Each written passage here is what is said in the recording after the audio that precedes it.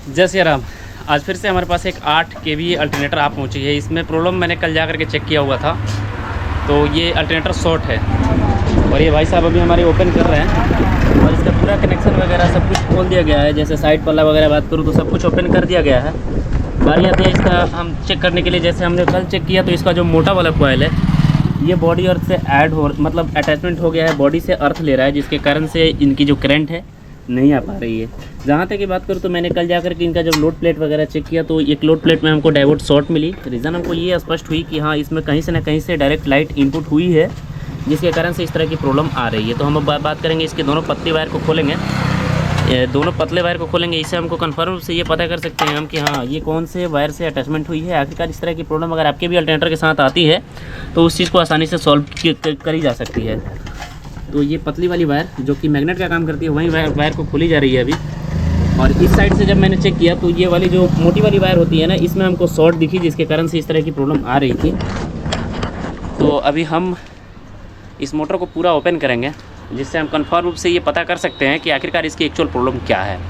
जैसे हम बात करें तो अभी तो कनेक्शन तो हमारे भाई साहब अभी छुड़ा रहे हैं इसका, और मोटर को हम 2 से 3 भागों में ये ओपन होती है। पीछे की साइड अलग हो जाती है, आर्मेचर के साथ पीछे की साइड हट जाती है, और बीच का जो होता है कॉइल का वायर हो जाता है, और जो आगे के साइड होता है एक साइड अलग हो जाता है। तो हम सर्वप्रथम पतले वाले वायर से कंटिन्यूटी को टेस्ट करते हैं कि हाँ हमारी पतली वाली वायर से तो कोई शॉर्ट वगैरह नहीं है। तो चलिए टेस्ट करते हैं। तो ये हमारी मीटर हो गई, और ये पतली वाली वायर से हम बॉडी अर्थ को चेक करेंगे। पतली वाली वायर से हम बॉडी अर्थ को चेक करते हैं तो बॉडी अर्थ हमारी पतली वाली वायर से नहीं है, और पतली वायर से मतलब दोनों की दोनों रीडिंग हमको टेस्ट करते हैं आपस में। रीडिंग पतली वायर से शॉर्ट तो भी नहीं है, आपस में रीडिंग टेस्ट करते हैं हम। तो रीडिंग इसका आपस में हम चेक करते हैं तो आपस में रीडिंग सही है, यानी कि पतली वाली कॉइल हमारी सही है। अब मोटी वाली कॉइल इसका ये सिरा हो जाता है। तो मोटी वाली वायर से हम टेस्ट करेंगे बॉडी अर्थ सर्वप्रथम।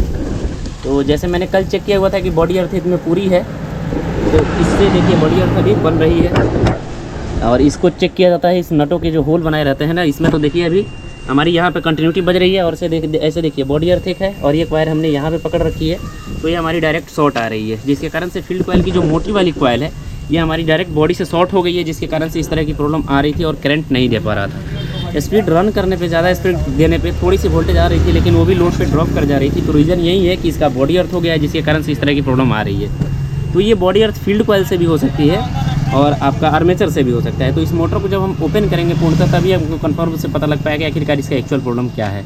तो चलिए फटाफट से इस मोटर को हम ओपन करते हैं।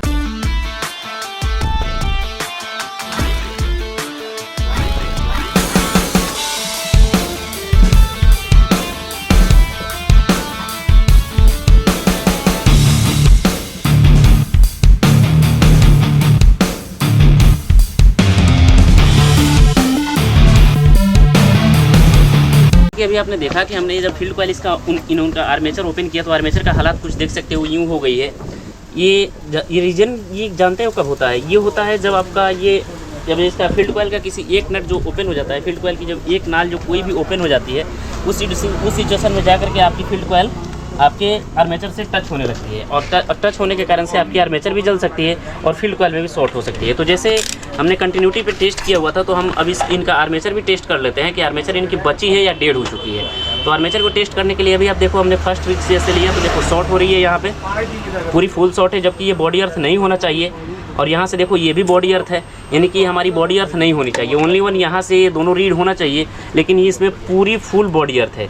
तो ये तो कंफर्म हो गई कि हाँ इनका आर्मेचर डेड हो गया है, आर्मेचर जल चुका है। अब आर्मेचर के साथ साथ फील्ड कॉइल को भी टेस्ट कर लेते हैं कि फील्ड कॉइल बची है या वो भी बॉडी अर्थ के साथ साथ शॉर्ट हो गई है।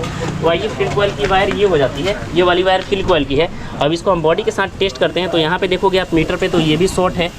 अभी आपको क्लियर के साइड से दिखाई दे रहा है शॉर्ट है। हमने एक बॉडी अर्थ किया हुआ है और एक वायर में हमने यहाँ पकड़ा हुआ है, तो ये हमारी बॉडी अर्थ में शॉर्ट हो चुकी है। यहाँ भी पकड़ोगे तो भी बॉडी अर्थ में शॉर्ट हो जाएगी, और यहाँ पकड़ो ये देखो ये भी वायर बॉडी अर्थ से शॉर्ट हो चुकी है। तो ये हम कन्फर्म रूप से बोल सकते हैं कि इनके फील्ड कॉइल के साथ साथ आर्मेचर दोनों की दोनों डेड हो गई है। दोनों ही काम करना पड़ेगा, अब खोल करके चेक करनी पड़ेगी कि आखिरकार आर्मेचर फील्ड कॉइल की कौन सी रीड में प्रॉब्लम हो गई है। आर्मेचर का तो पूर्णतः डेड हो चुकी है, वो तो कन्फर्म है। आर्मेचर पूर्णतः वेल्डिंग करना पड़ेगा, इसमें कोई दो मत की बात नहीं है। लेकिन जहाँ तक बात रही फील्ड कॉइल की, तो फील्ड कॉइल का हमको पता करना पड़ेगा चारों के चारों फील्ड कॉइल ओपन करके कि आखिर किस फील्ड कॉइल में प्रॉब्लम हुई है। तो चलिए फील्ड कॉइल को ओपन करते हैं और देखते हैं कि आखिरकार किस में प्रॉब्लम हुई है।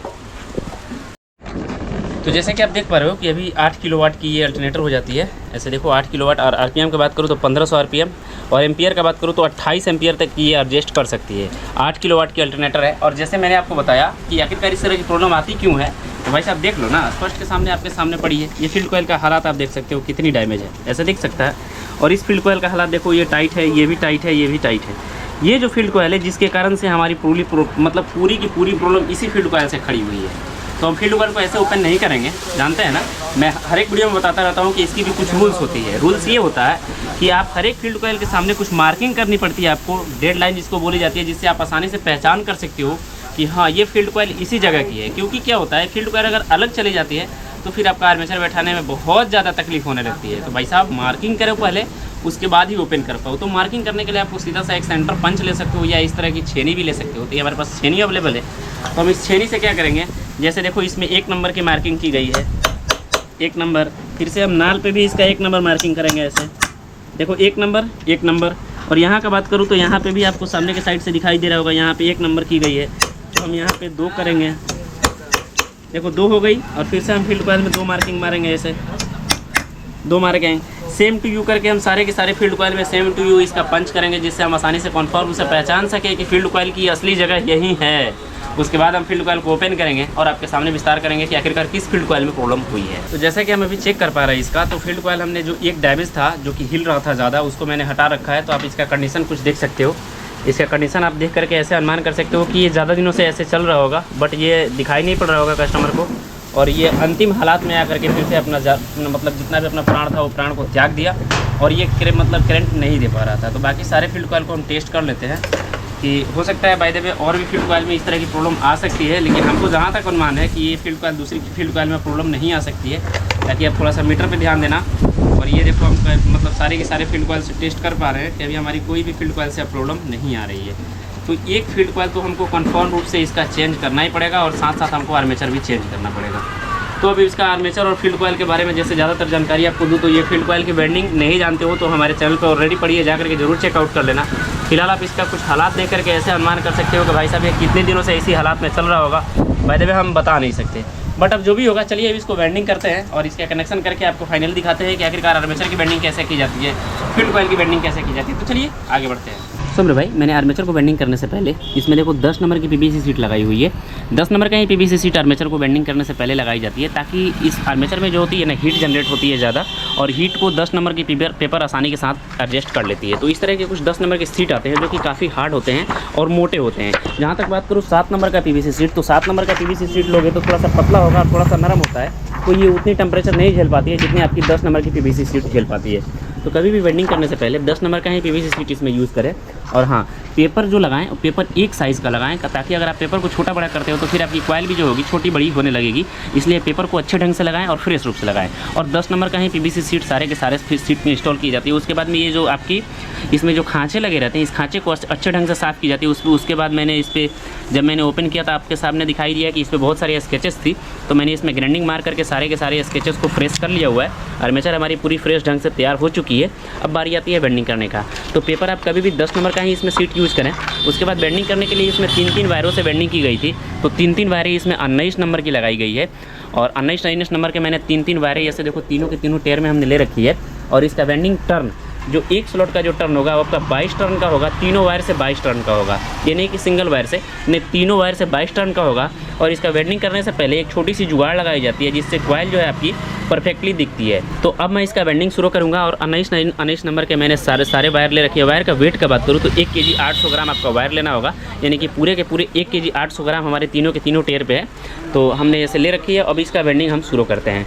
एक पार्ट का बात करूँ तो एक पार्ट में हमारी 600 ग्राम वायर है, तो 600 600 600 6 3 18 180 ग्राम वायर हुआ। तो 3 पार्टों में आपका 180 ग्राम वायर ले लेना होगा। तो इस ढंग से इसकी वेल्डिंग शुरू की जाती है। और वेल्डिंग करने से पहले एक छोटी सी इसमें जुगाड़ लगाई जाती है, जिससे आपकी वायर जो है परफेक्ट रूप से बनी रहती है।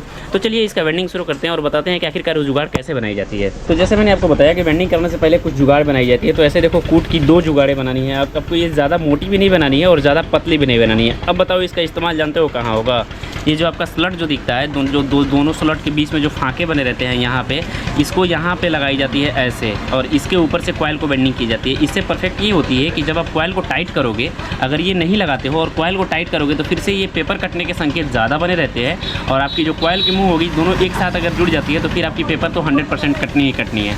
तो इसलिए सपोर्ट करने के लिए इस दोनों साइड से, एक साइड से ऐसे और फिर से इसके जस्ट अपोजिट इस साइड भी ऐसे ही दो ऐसे आपको बनानी होगी। ये आपका कूट का भी बना सकते हो और आपका ये लकड़ी का भी बनवा सकते हो। तो हर एक स्लॉट के अकॉर्डिंग लकड़ी का नहीं बन पाता है, इसलिए कूट का ही एडजस्ट के अनुसार बना ली जाती है। कुछ स्लॉट की चौड़ी होती है और कुछ स्लॉट की पतली होती है, इसलिए आपको स्लॉट के अनुसार ही इस कूट को एडजस्ट कर ली जाती है। तो इस कूट को लगाते हुए बेंडिंग शुरू करते हैं और एक लेयर बेंडिंग करके आपको परफेक्ट रूप से दिखाता हूँ कि आखिरकार इसकी बेंडिंग कैसे ली जाती है। तो जैसा कि मैं बोल रहा था, इसको बेंडिंग करने के लिए कुछ जुगाड़ लगाई जाती है। तो देखो जुगाड़ कैसे लगाई जाती है, दोनों साइड से छोटी कॉइल में ये जुगाड़ लगाई जाती है और बड़ी कॉइल का अभी इसके ऊपर से बेंडिंग होगा। जैसे आपको दिखाने के लिए मैंने एक स्लॉट को छोड़ रखा है कि आखिरकार इसको बेंडिंग कैसे की जाती है, और मैंने चारों के चारों स्लॉट जो इसके बेंडिंग कर लिए हैं। एक बड़ी छोटी वाली कॉइल को भी बेंडिंग कर लिया। अब लास्ट हमारा बचा है बड़ा वाला कॉइल बेंडिंग करना, और बड़े छोटे वाली कॉइल को बेंडिंग करने के बाद में हमने एक इसके ऊपर से ये पेपर भी लगा लिए। दूसरा चीज़ ये मैं बता दूं कि अब इसकी लास्ट और सबसे अंतिम बेंडिंग होगी। और टर्न का बात करूँ तो मैं थोड़ी सी आपको मतलब टर्न अभी कंफर्म कर देता हूँ, उसके बाद मैं आगे चल के इसको बेंडिंग करके दिखाऊंगा कि आखिरकार इसको कैसे बेंडिंग की जाती है आर्मेचर का। तो टर्न का बात करूँ तो टर्न से पहले ये वायर जो आपको दिखाई दे रहा है, ये आपका 3 वायरों से बेंडिंग हो रहा है और तीनों के तीनों वायर आपका 19 नंबर का है। और टर्न का बात करूँ तो पर सेट टर्न, यानी कि ये जो एक सेट कंप्लीटेड हुई है इसमें तीनों वायर से आपका 23 टर्न है। तीनों वायर से 23 टर्न है, ऐसे तीनों वायर से साथ में लेके चलना है। 23 टर्न इसमें आपको डालनी होगी। अब बेंडिंग कैसे की जाती है चलिए दिखाते हैं आपको। और एक चीज़ ये कंफर्म कर दूँ कि हमारा शॉर्ट चेंज हो सकता है, ताकि ये वीडियो 2 दिनों में शूट हुई है, ताकि ये आर्मेचर जो है 2 दिनों में रिकॉर्ड मतलब बेंडिंग हो पाई है। ताकि हमारे पास शाम को ही आई थी, इसलिए ये अगले दिन सुबह में बेंडिंग हो चुका। तो इसको बेंडिंग करने के लिए सर्वप्रथम आपको वायर को ऐसे पकड़ना होगा और ऐसे लगाती जानी है, और काउंट करते जाना होगा अपने से। जैसे 1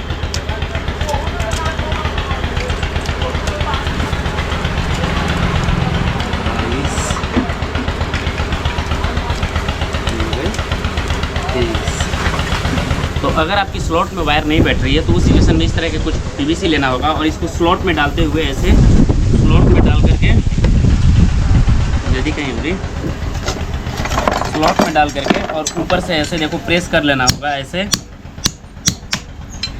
प्रेस दोनों साइड से ऐसे प्रेस कर लेना होगा, जिससे आपकी पेपर जो है बहुत ही स्मूथ रूप से आपकी पेपर अंदर जाने वाली है। जैसे देखो अभी हमारी पेपर कितनी आसानी रूप से हमारी पेपर लग चुकी है। और पेपर लगने के बाद में फिर से इस तरह की जो पीवीसी सीट होती है इसके ऊपर से लगा देनी होगी, जिससे आपकी जो वायर है आपकी स्लॉट से बाहर नहीं आएगी। सेम टू यू आपको दूसरे साइड भी वैसे ही करना है। अब चलते हैं, आपको इसमें एक छोटी सी कनेक्शन के बारे में आपको समझा दूं। तो कनेक्शन करने के लिए आप लोग 1 से 3, जैसे आप लोग फैन का बेंडिंग करते हो सेम टू यू वैसा ही आपको भी करना होगा इसका भी। तो इसका भी कनेक्शन करने के लिए आप ये देखो, ये हमारी फर्स्ट लीड वायर है, जो फर्स्ट लूपिंग वायर है। इसका मैंने यहाँ से जब कनेक्शन लिया तो ऐसे फर्स्ट इसका बेंडिंग हुआ, ऐसे बेंडिंग होने के बाद में आपका लास्ट लीड यहाँ निकल गया। और लास्ट लीड जो यहाँ निकली तो ये लीड डायरेक्टली आपका किस कॉइल पर जाएगा, चलिए मैं बात करता हूँ आपसे। तो ये जो लीड यहाँ निकली है, यहाँ के आपको अंदर के साइड नहीं गई है। ये लीड आप लोग देखोगे तो ऐसे देखो, आपको नीचे के साइड से होते हुए ये लीड यहाँ पे आई है डायरेक्टली। यहाँ से जो मतलब हमने बेंडिंग शुरू किया ऐसे, तो हमारी एक लीड यहाँ आई और यहाँ से निकलने के बाद में फिर से एक लीड यहाँ, यानी कि 1 से 3 के कॉम्बिनेशन में एक लेयर यहाँ निकलती है। तो 1, 2 और 3 के कॉम्बिनेशन में यहाँ हो गई। और फिर से वैसे ही इसका जो तीसरा नंबर जो लीड होगा सेम टू यू वैसे ही इसका भी कनेक्शन होगा 1 से 3 सारी की सारी जो भी लेयर होगी 1 से 3 में होगी। और ये जो वायरें आपकी निकलती है इसको अच्छे रूप से फ्रेश करके और दोनों कनेक्शन के साथ आपको जोड़ दी जाती है, जिससे आपकी आर्मेचर की बेंडिंग पूर्णतः हो जाती है। जैसे मैं फिर से आपको रिपीट कर दूँ, इसमें 19 नंबर के 3 वायर लगाए गए हैं। वेट का बात करूँ तो 1 किलो 800 ग्राम तार लेनी होगी आपको। और इसमें पर कॉइल टर्न का बात करूँ तो 23 होगा, जो तीनों वायर से होगी। तो इस तरह से आर्मेचर की पूरी फुल वाइंडिंग की जाती है। अब बात करते हैं फील्ड कॉइल का। तो फील्ड कॉइल को मैं अगले वीडियो में आपको बता दूंगा। फिलहाल आपको ये छोटी सी जानकारी कैसे लगी जरूर बताना। फील्ड कॉइल का आप बेंडिंग चाहते हो तो मैं आपको अगले वीडियो में लेकर के आने वाला हूँ, जरूर देख लेना। फिलहाल आपको ये जानकारी कैसी लगी, मिलते हैं नए वीडियो में। आपका भाई प्रिंस, जय श्री राम।